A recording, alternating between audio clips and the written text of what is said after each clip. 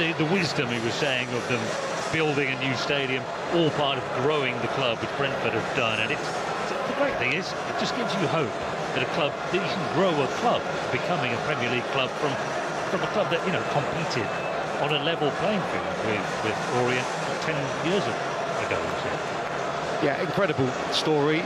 A club with a plan, I think, first and foremost, and there's probably some clubs in the vicinity of West London and the other parts of London that could take a lot from their story and their last few years. I mean, you know, I grew up a stone's throw from Brentford, and yeah, it was a very different ground and a different place and different ambitions 20 years ago.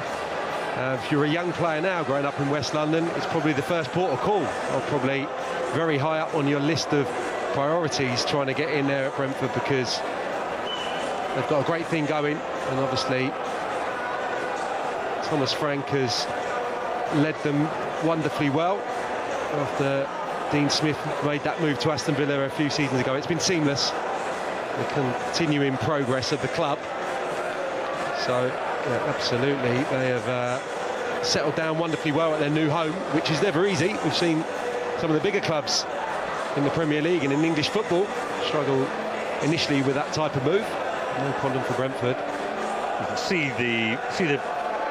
you're allowed to stand in those areas essentially, and I think it really works. I've stood in them, so you can sit down, as obviously those people are now, when you want to, but you can stand up and you've got the safe standing area. I think it really works. And I think the atmosphere has been great at the new stadium, and I think you can lose that, and you need the essence to follow you.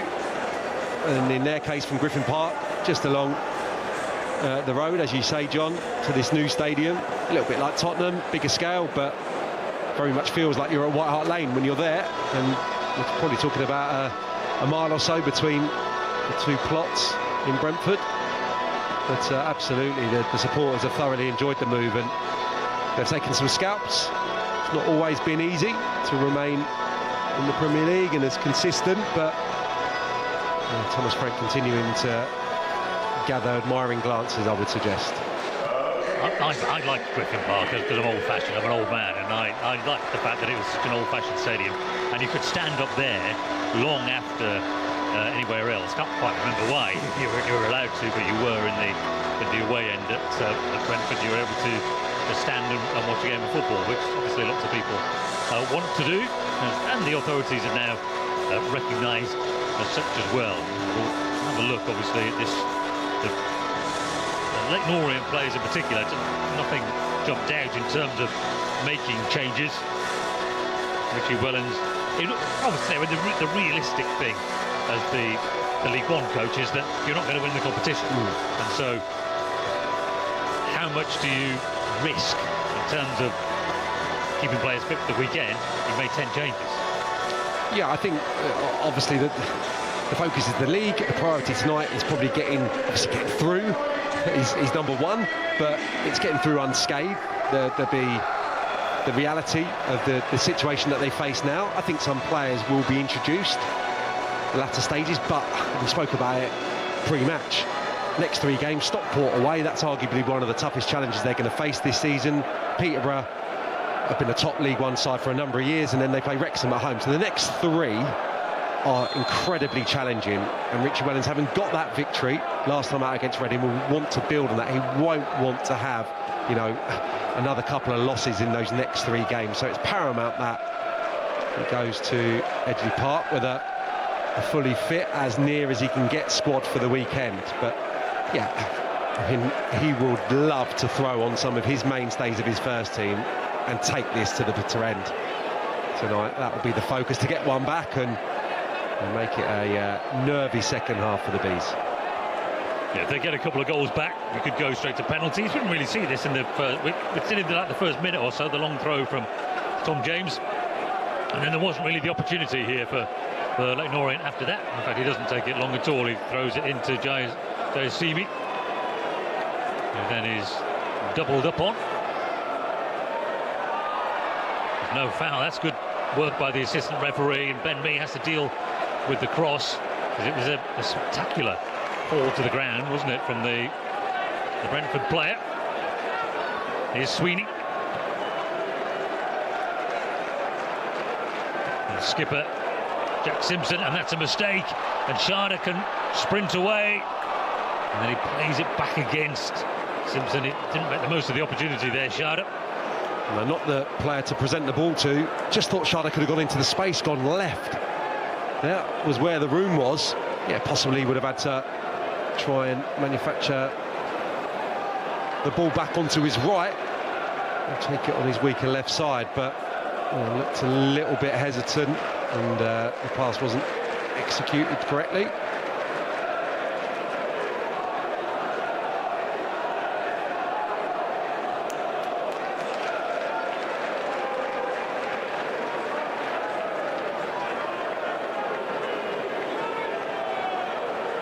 Vandenberg is the right-sided central defender. Valdemarson in goal, Roslev, Vandenberg, Mee and Magoma.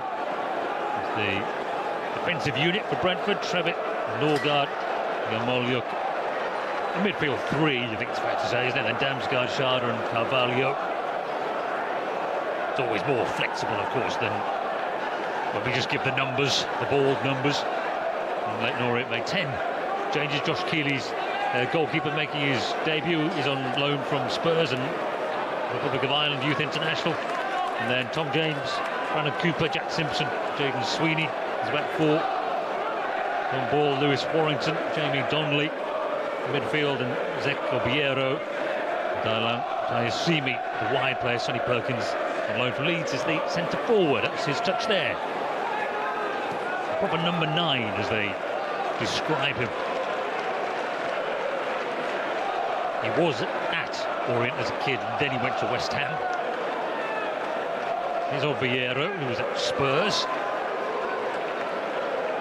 When we're talking, you might have missed it if you were doing other things, but at half-time we were chatting about how Brentford have grown the club, and what they've done in many ways is reject some of the conventional things that clubs do nowadays. Foul by Perkins, such as they haven't ran a standard academy. They've got the Brentford B. There is a lot to be said. I always think when you see clubs plowing a lot of money into an academy, but then the reality is, you look at this Leyton Orient side, is the best players are often already with the Premier League clubs anyway, and so it's a case of just waiting, isn't there, and picking up the likes of Obiero from Spurs. Yeah, absolutely. There's a few good examples that have done just that. I always think Wycombe Wanderers, same level as Leyton Orient, are good at that as well. Those players at 19, 20 haven't maybe been at the club from a young age, but been at one of the top academies, one of the top Premier League sides, and don't quite make the grade.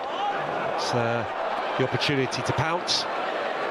Onside again, Sharda, and his runs have been so well timed, and he goes round Cooper and he goes down, and the referee in a good position. He's given a goal kick, hasn't he?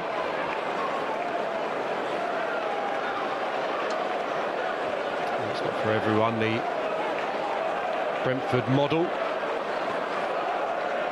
of the B team, but I think they very much mirror what the first team do, and that transition from probably academy player at other clubs to first team can be quite a leap. I think at Brentford it's quite a natural kind of habitat to move into.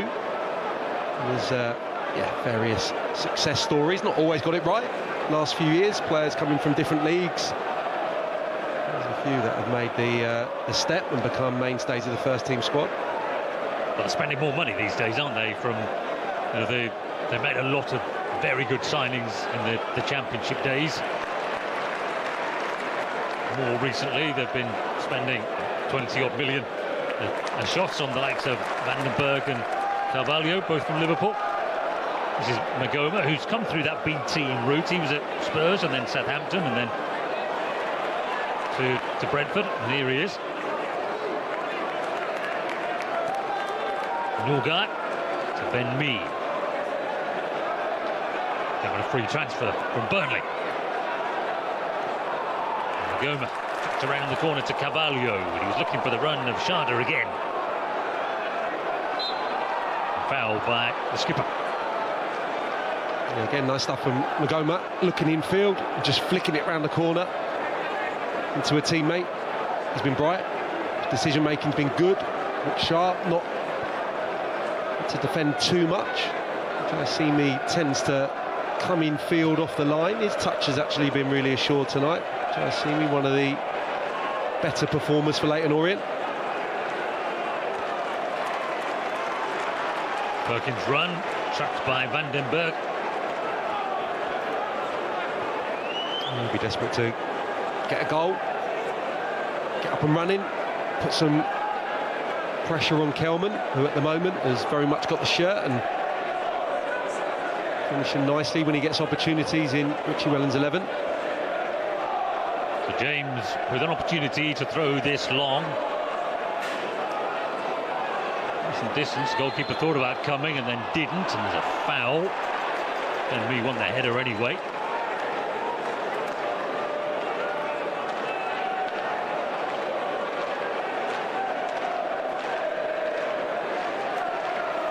Richie Wellens, experienced manager now, who's a youth team player at Manchester United, and obviously had a much-travelled football career as well. 4 managerial jobs before this. His side has almost won the ball back. It's a free kick though against Jaisimi.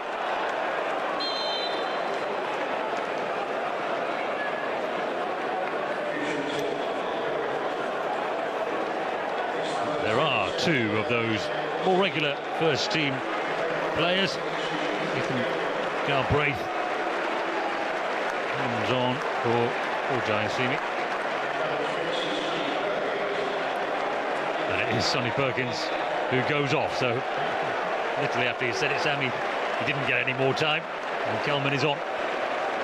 Yeah, Richie Wellens will feel that Kelman's their best chance of a goal at the moment. Clearly, he's the best finisher. Started the season well. A lot of hard work for Perkins up there. Not too many opportunities, unfortunately, for the young man, but his time will come. And yeah, Kelman is in really confident mood. He could set up that grandstand finish potentially. Maybe that, I mean, Donnelly, coming over to the right-hand side. Both invariably play centrally. He'll probably just go in there in behind Kelman. So Donnelly, slightly different role for him, but accustomed to playing wide on the right, I'm led to believe. We'll see how he gets on out there. Ethan Galbraith is an international, Northern Ireland international. Came from Manchester United, where he played in the Europa League. Couldn't make it into their Premier League side, but again, as you know, it's tough, isn't it, when you're a big Premier League club? Absolutely, there's a few good examples in this Orient team. Robinson on the ball there. He's looked nice and composed, and yeah, Galbraith, another good technician. Immediately involved, it's him on the ball in that number 10 zone, if you like. And Vieiro wide still.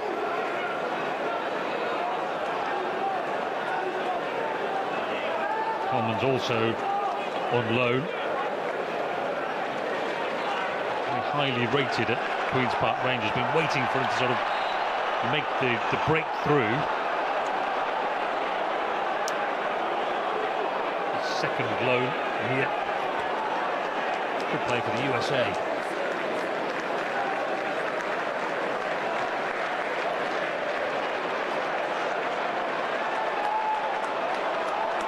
Brentford attacking with Roslev. It was the nearest player. They win it back again. Yamolyuk. He uses Roslev again.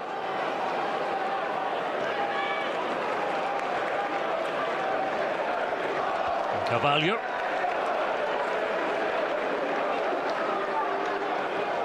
Like Vandenberg, he's experienced, Carvalho, even though he didn't play a lot of first-team football when he was at Liverpool. Trying to swerve away from Donnelly, but he read it well.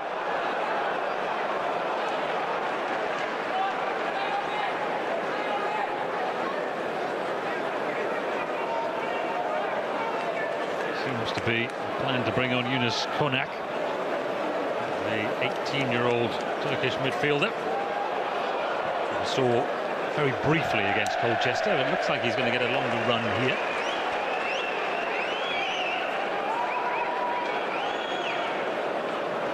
It'll be interesting which way Thomas Frank goes. Does he take off someone who's likely to start at the weekend, wrap them in cotton wool, or maybe one of the players on the periphery just starting to tire?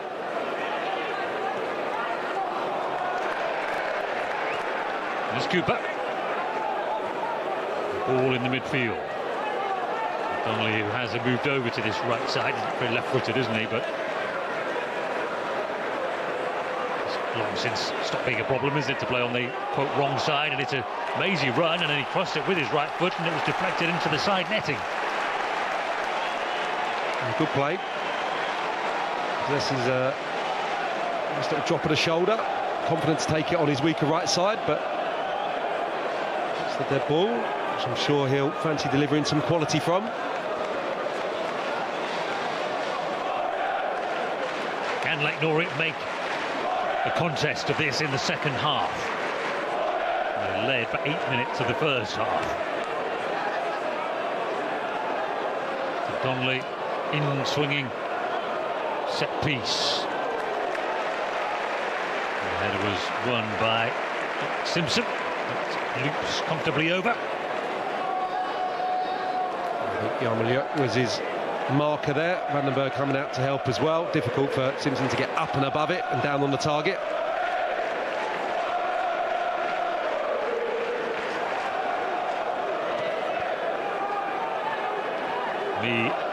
Into the midfield for Schade. Carvalho stayed on his feet this time. There's Kelman.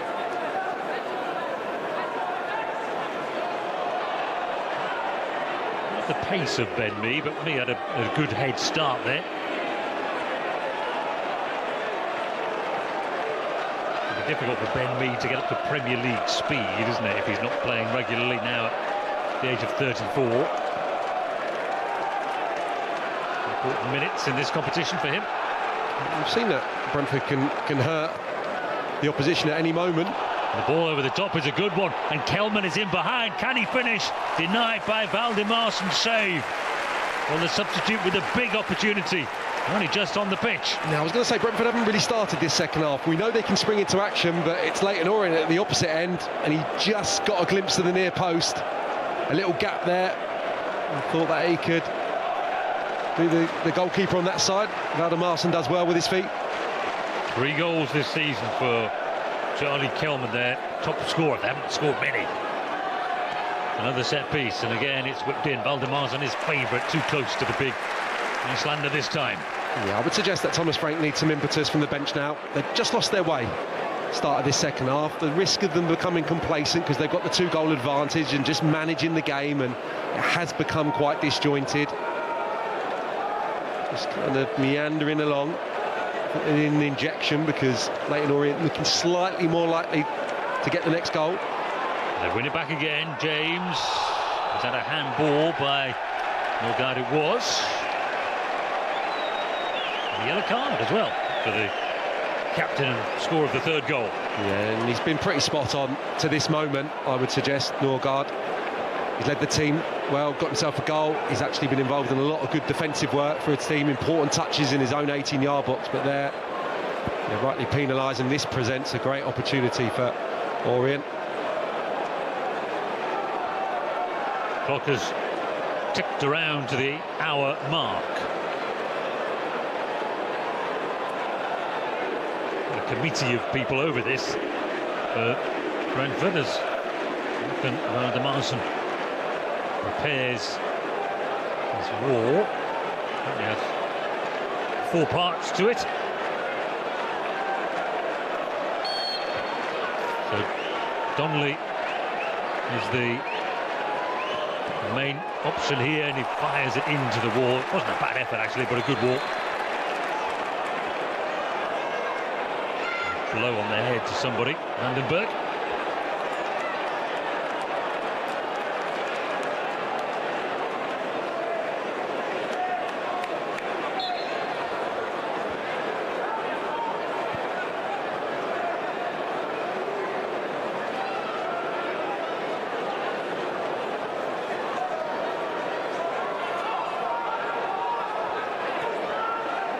Warrington to James. Nicely worked. And then whipped into that near post. Ben Mee defending. It's an awkward one. Aldermarsson had to watch it over for the corner. He worked it beautifully. Once again, Donnelly shown his quality. James, you know, is the one that can deliver excellent balls from the wide positions. And as you say, Ben Mee had to concentrate and get something firm on the ball. Good spell this for the League One side. And they capitalised themselves back to within a goal. Whipped into the near post, undercut this time. And offside. It's been close, but good line then from Brentford. Donnelly just not getting back goal side. Maybe just starting to feel the pace. Nice pass into him though, Sweeney. There's your answer. It is the captain scored the third goal courtesy of Norgard of a recent yellow card. So Yunus Konak comes on, 18-year-old. He played 1 minute against Colchester. He got in from Sivasspor, the Turkey under-21. And he's going to have to be at it because it feels like Leyton Orient are having a bit of a go here, and Brentford aren't being able to manoeuvre the ball up the pitch as easily as they once were. Sharda's involvement has subsided a great deal since the break. I'm astonished if he lasts the distance this evening, given his new importance. Thomas Frank in his starting 11 in the Premier League, I presume.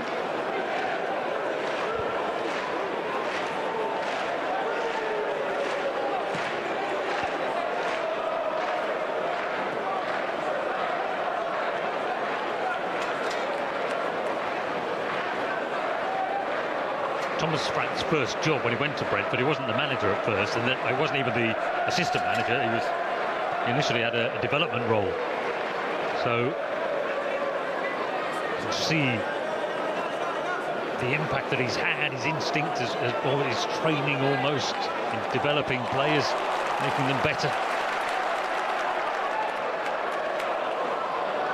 An appeal for the offside against Sharda, and it is indeed given.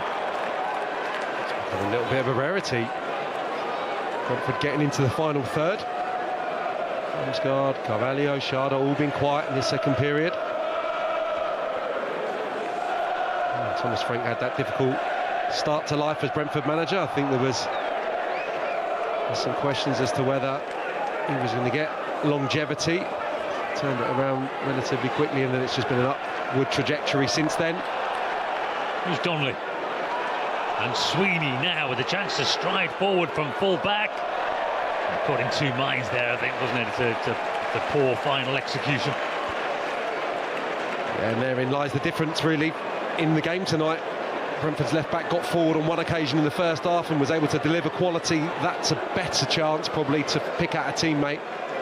Closer in, hardly overhits it. It's a shame.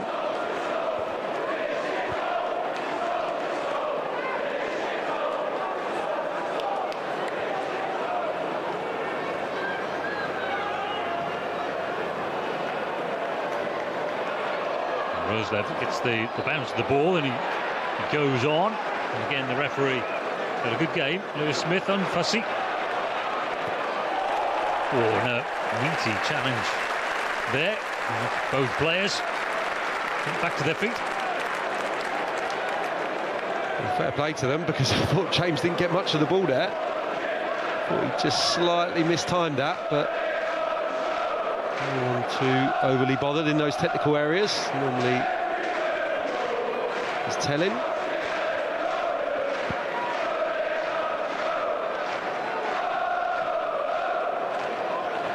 Sweeney's forward ball intercepted.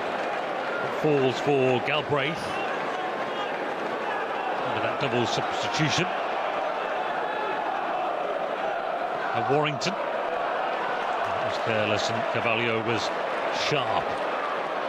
Damsgaard has possession, and Trevitt can break forward now and delivers, and Sharda just has to check his stride, and then he can't keep hold of possession. Yeah, it was a peach, wasn't it? Trevitt, nice movement, breaking beyond and putting the perfect ball, really. Sharda just couldn't sort his feet out. Kelman causing problems for Ben Mee, running behind him again. Piero, the only blue shirt in the box. And a careless pass this time by Kelvin that Damsgaard collects.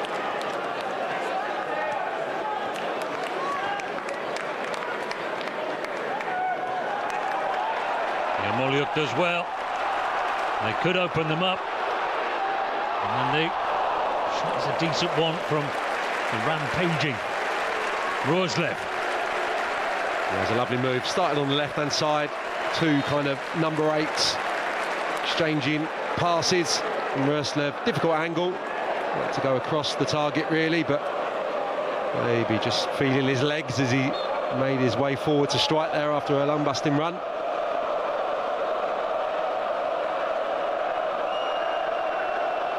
All the quality that Damsgaard has shown in the first half. He doesn't half get through some work back there, almost in the left-back berth there, receiving the ball, working hard for his team, and he was the one that started that counter-attack as it is now, really, with his attacks a little bit more sporadic than they once were for Brentford. Only forward to Piero. Galbraith.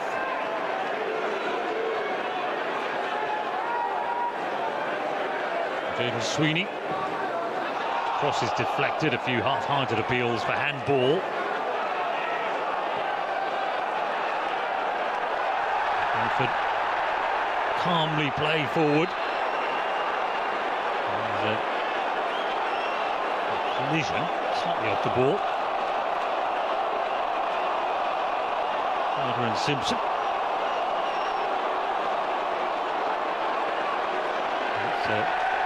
And it's a red card. So Jack Simpson, who'd been booked in the first half, has now been dismissed. And this could well kill off that lingering hope of the comeback for the League One side. Well, there was a collision just as play was developing. Both players went to ground. Charter was the quicker man up, looked to dart into the channel, into the space. It looks like Simpson has just grabbed hold of him there. And that infringement, the second one, it's certainly a yellow card.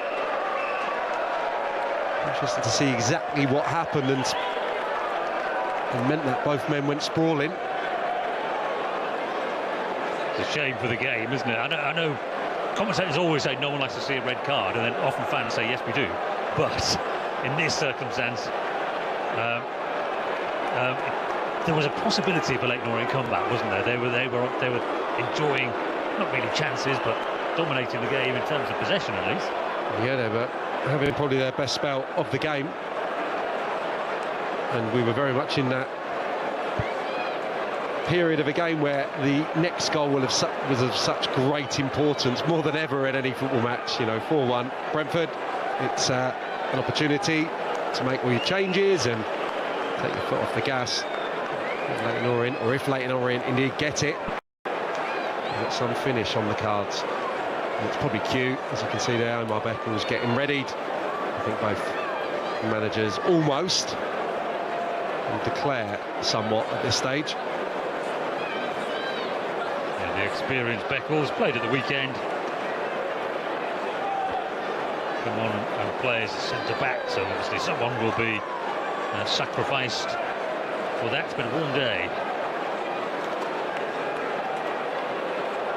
And Pratley got his top off as well. It really is experience, isn't it? He's 39 years of age.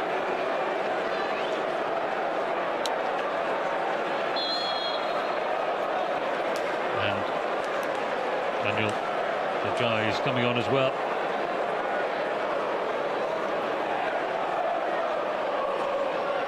Yeah, vastly experienced.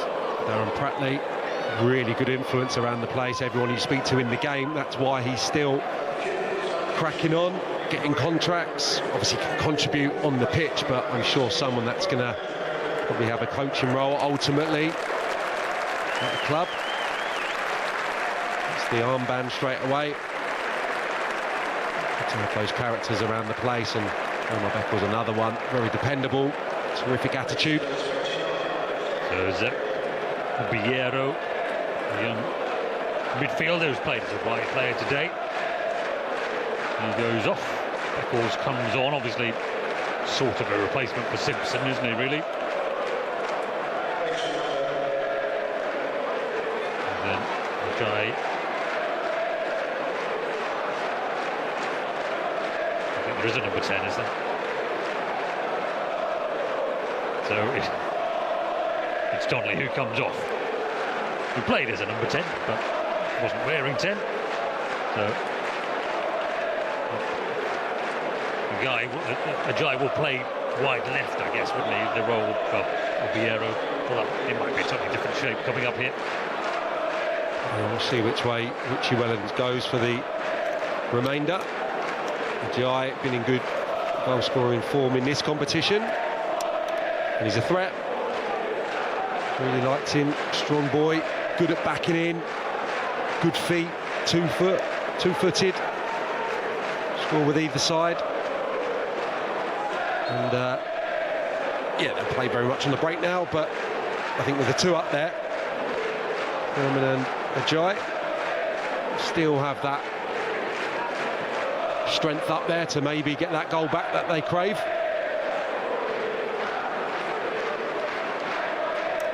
Brentford are planning changes of their own. Come through the middle there initially, Ajayi.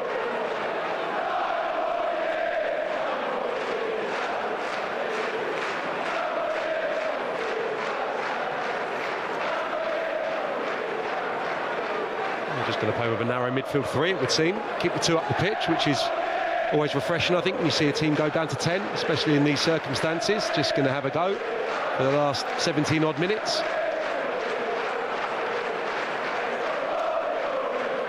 The guys touched down. It's it back again from Galbraith.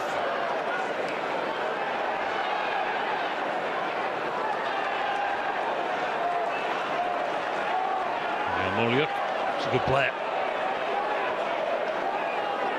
Very calm in possession, isn't he, the young Ukrainian? There's a lot of similarities between him and Trevitt, actually. Both good technicians, comfortable on the ball.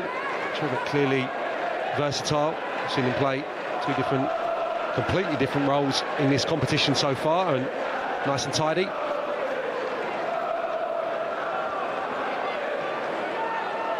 Konak on the ball. And Damsgaard, who might be going off shortly. It goes wide to Magoma.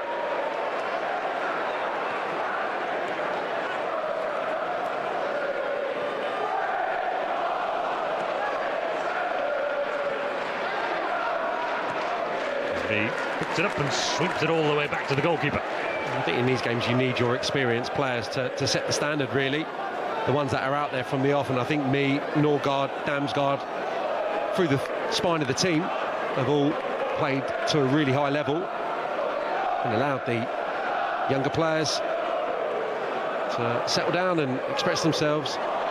And it runs through, and an opportunity, good save. Carvalho denied, moment's not gone. And then another effort by Damsgaard, his chance for a second of the evening. A good initial save with his legs. Carvalho gets in. Sloppy from Beckles, his first involvement. And Damsgaard has decided when that ball's rolling to him that he's going to stroke it to that side. And Norgard in the first period, too close to Keeley. Comfortable save.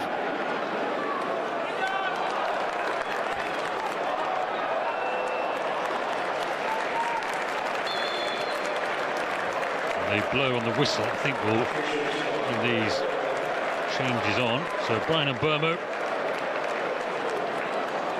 A run out probably is the way to look at this, isn't it? For one of their most valuable players, of course. 3 goals in the Premier League this season. Trevitt is off.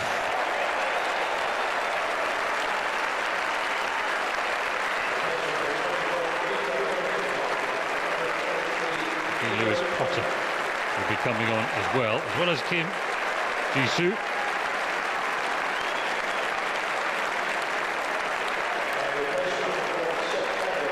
Lewis Potter, who scored the only goal of the game against Colchester, replaces Damsgaard As you say, Sandy put in a hard shift as well, and Vandenberg is gone.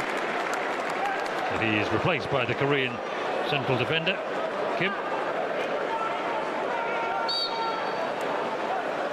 So Kim plays his first minutes. Signed last year. He's only 19 though. Eventually should become the first Korean defender in the Premier League.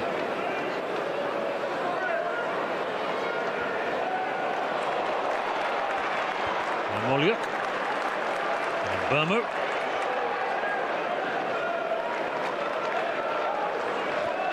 So Sharda stays on.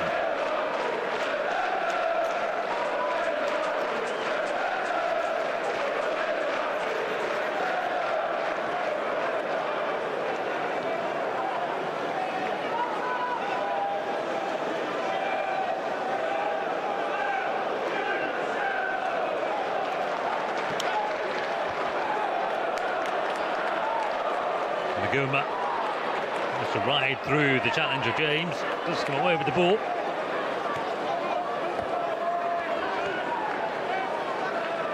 Up to Roslev.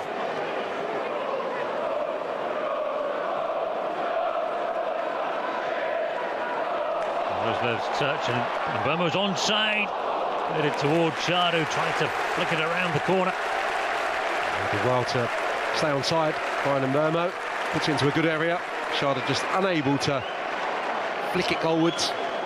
Carvalho and Roslev into the middle. Just get away from Konak.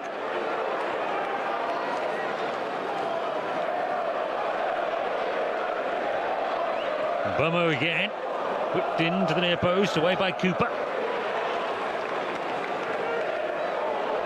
Collision between two Brentford players. It's not something that Thomas Frank wants to see, is it, at this stage of this game? Here's Ajayi. Coleman makes a run. Ajayi drifts beyond the challenge of Ben Mee. Does really well there. And slows down when he gets to Galbraith. A man down, of course, Leyton Orient. Yeah, nice play. Ajayi. They're doing well getting back in either side of the midfield three to make it hard for Brentford to progress and make chances, but when Leyton Orient win the ball back, it's up to those two strikers to then steam upfield and become a presence further up the pitch. So yeah, not staying up there by any means, doing a defensive job for the side as well. So the positions now quite split, the two front men, but needs must in these scenarios.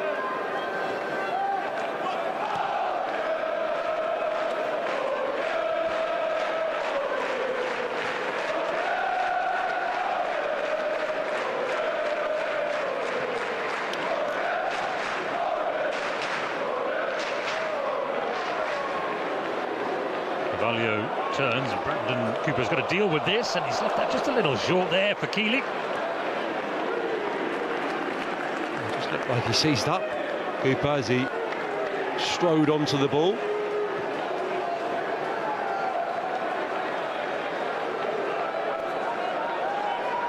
Gomes had a good game, hasn't he, the left back? Looks the part.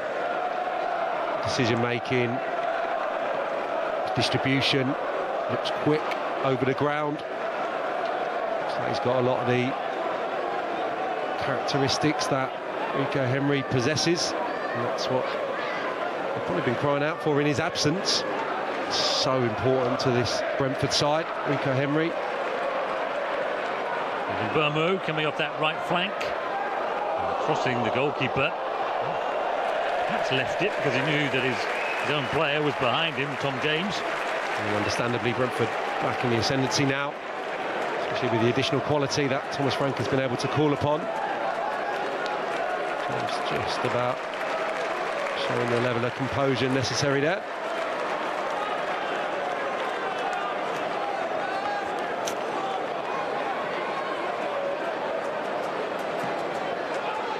Drifted into the near post. First head is a Leyton Orient one.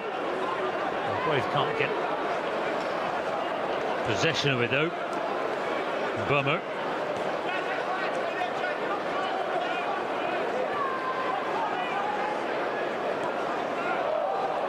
Lewis Potter.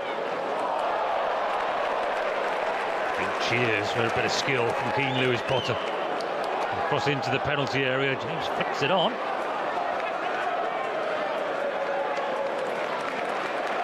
Retrieved again from Magoma.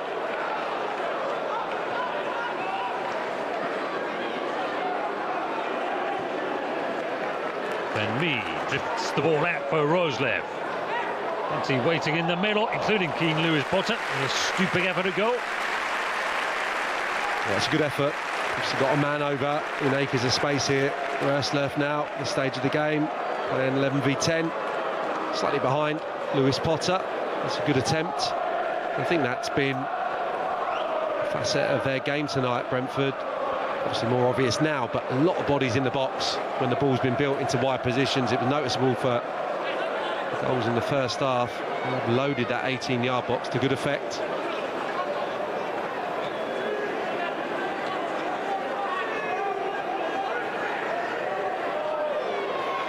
Lewis Potter scored the only goal against Colchester. It was a weird one, wasn't it, where Colchester stopped playing and expected the referee to give a free kick, which he didn't. And Moliot looking for Mbermo, sprints away. Great opportunity here. Good save again. That's some important blocks, Josh Keeley. Brilliant pass, one of the passes of the match. Moliot into the space. Brian Mbermo's movement, because he has the momentum. He's gone early there. Sweeney just couldn't recover. The timing, impeccable, brilliant movement. I think he told Keeley in essence where he was going. Just unable to get it far enough into the corner. We've seen him do this so many times. I think he's already racked up one this season. Southampton, I think it was. You can see there he doesn't start it far enough towards the corner or outside the post. Another change for Brentford. It's Tony Yogan, an 18-year-old who went to the Brentford B team from Sheffield Wednesday. He's now getting about 10 minutes, I think, isn't it? And facing Jaden Magoma. He's had a good game. Yeah, very good. He contributed in attack as well as defence. Looks like a more than capable player to get some minutes in the Premier League.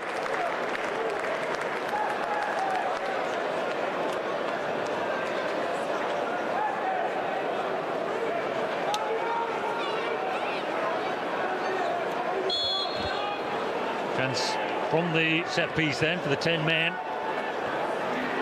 Away by Mee. Cooper back in.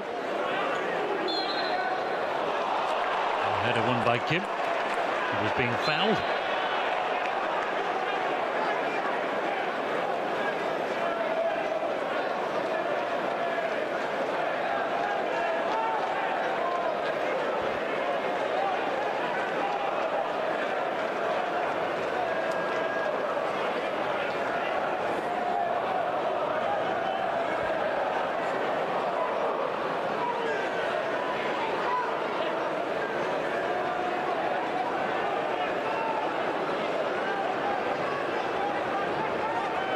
Literally at walking pace. Sharda's dispossessed. Kelman.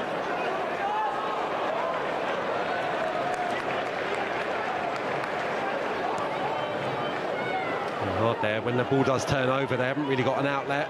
Understandably, it was Gal Braith making a little burst down the right-hand side. Kelman could have played him, did not, and it gave Brentford the opportunity to get back. Men behind the ball, and opportunity gone to spring a counter.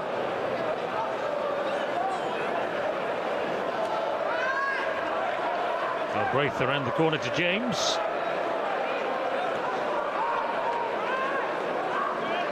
Lamar Beckles. Lewis Warrington.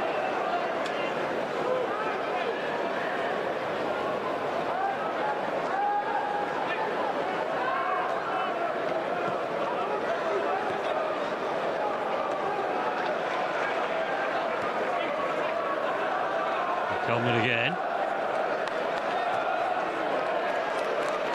Whoever might shirt around him in the end.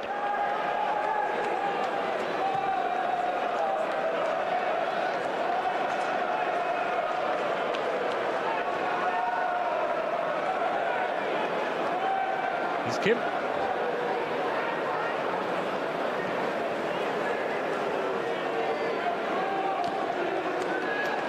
Then looking for the run of Lewis Potter down that left side. They win a corner.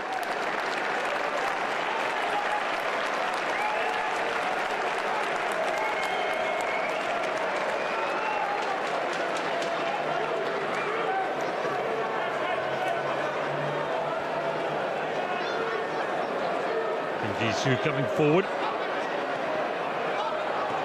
bit of height into there for Brentford. Look with the shot that ricochets around, comes eventually to Jaden Sweeney. Galbraith is the outlet ball. Did well to keep it in and then presented it back to Kim. A shame for Richie Wellens and his team. Just after they made a change or two, the red card occurred. And the opportunities of progressing probably diminished with that second yellow. Just when they were turning the screw in the ascendancy, Galbraith looking lively. Carvalho with the run, it's away by Beckles. Just about to foul by Mbeumo.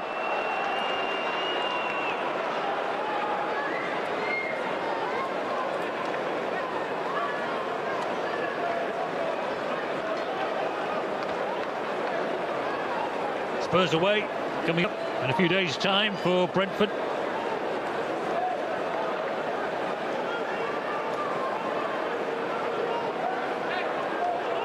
It looks very much like they will be making progress in this competition. Thomas Frank took the opportunity at the press conference to give his opinion on the double-legged semi-finals in this competition. He wanted to say it before they got any further in the competition. They didn't want to be accused of bias, but basically just argued that nobody wants a two-legged semi-final.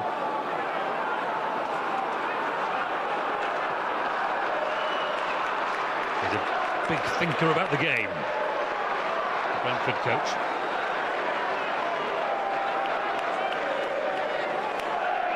Described himself as a weird coach or a crazy coach in terms of Vandenberg having to settle in.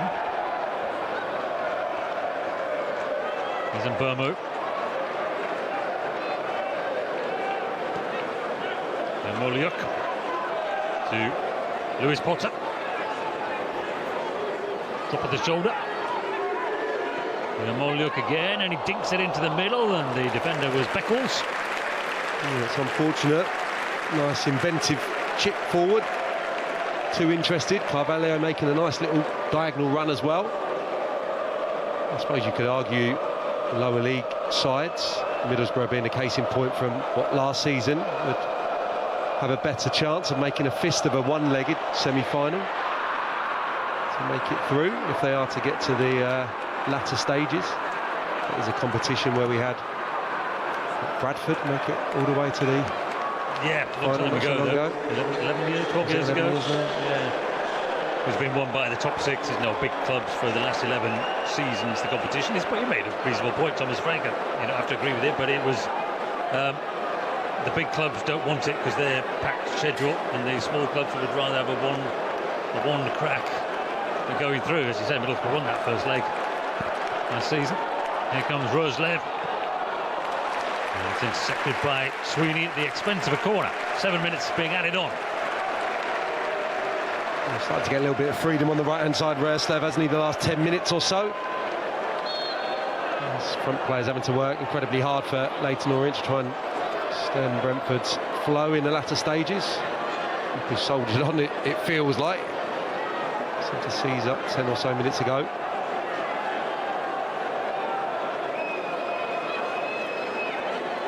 They lost Dan Happy to a hamstring injury at the weekend. We don't know how serious it was, but they obviously don't want to lose another central defender.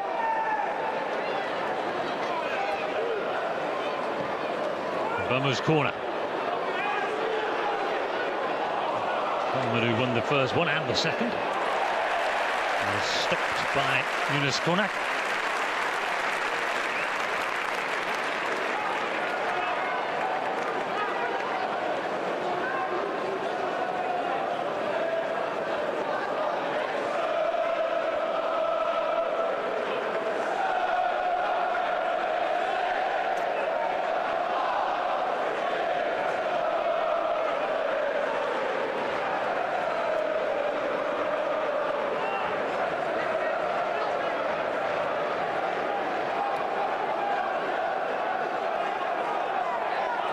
Ajay. The dribble comes to an end, but then Pratley comes in and gets involved. It's been done by Kim. Not been able to carry much of a threat since going down to 10. Naturally so. I just see one of those front players just staying up there in the remainder, just take an extra gamble. And he doesn't have to be that deep, I don't think, as we approach the 93rd minute of this game, 94th minute of this game. Can he just stay up, just cheat a little bit, and hope that they can get something on the counter? Carvalho puts it into the middle. James glances his header away.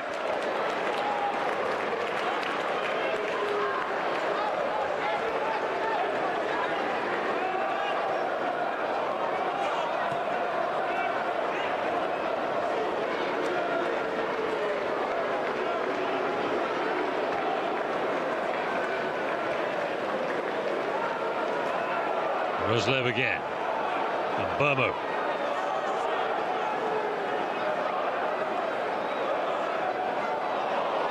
Worked into the middle, Carvalho played it across.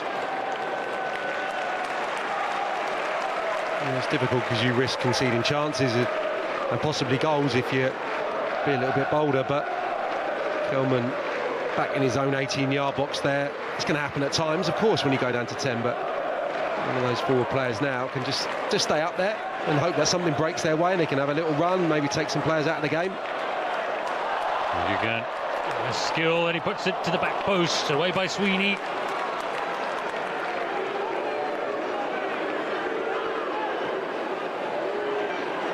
Moliuk. Me. Konak. And Burmo, one of the late subs for Brentford. In swinging ball, and it had to be defended. It was defended well by Omar Beckles. Shada keen to get in on the act. Nice ball in, only a fraction too light. That had evaded Beckles. He had a free header. Thomas Frank said it's a matter of time before Kevin Shada starts scoring goals.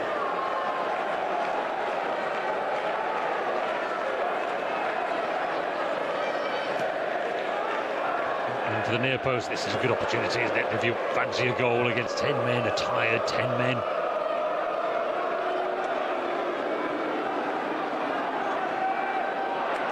He turns it on again to Roslev. Ajay is back, a nice dribble.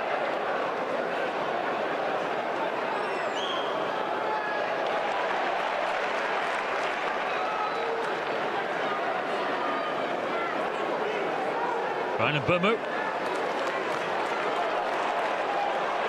Yugan. Some tricks and skills, isn't he? And he's got a corner.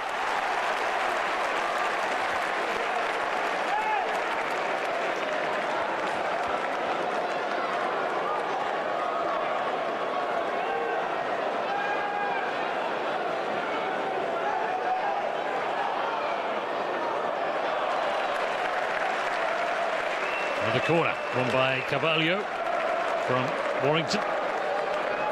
It looked like he was just going to commit himself to the challenge there, Warrington. Go to ground. Stayed on his feet and just conceded the corner. Could have been worse. Brentford grab another. Players out there desperately keen to do so. Over and wide by Lewis Potter. Timed his run nicely there. Maybe slightly disappointed he wasn't able to just direct that towards the far corner.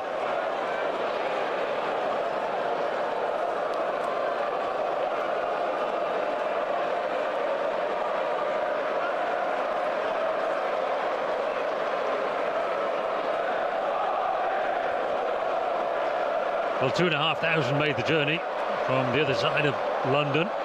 They've made the noise and they have supported their team despite the outcome not being what they wanted. 8 minutes or so when they were leading. Bauer helps it forward again. China in the wide position. Morgan.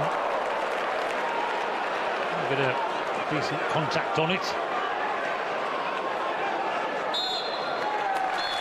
And it's Brentford of the Premier League who are going through to the next stage of the competition. A respectful handshake between the two managers. Leyton Orient gave them a game.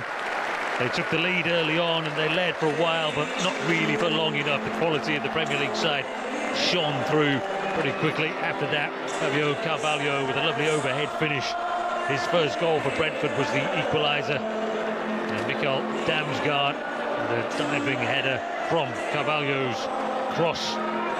But the Premier League side in front, another super finish from Christian Norgard right at the end of the first half.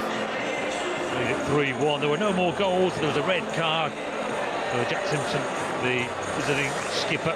Second yellow halfway through the second half. And then after that, it was fairly serene progress for the Premier League side.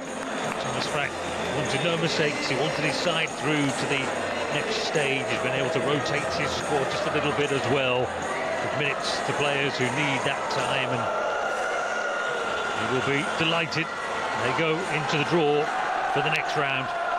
The Premier League side through. Unfortunately tonight, too good for Leyton Orient's victory for Brentford. Brentford have beaten Leyton Orient by 3-1.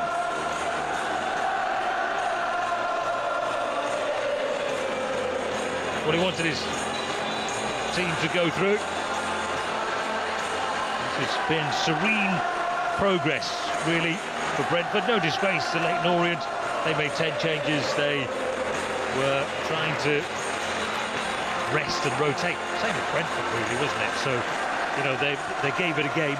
They played well. They've showed us a little bit of quality as well. Yeah, I thought for 45 minutes they were very good, actually. First half, I thought the 3-1 probably flattered Brentford at half-time, but I think we saw so often, as we do in cup competitions, that clinical element from the Premier League side, the moments of brilliance in the 18-yard box, and that's what counted for a lot tonight. I think Leyton Orient, between the two boxes, did some really nice stuff defensively. I think inevitably when you make 10 changes,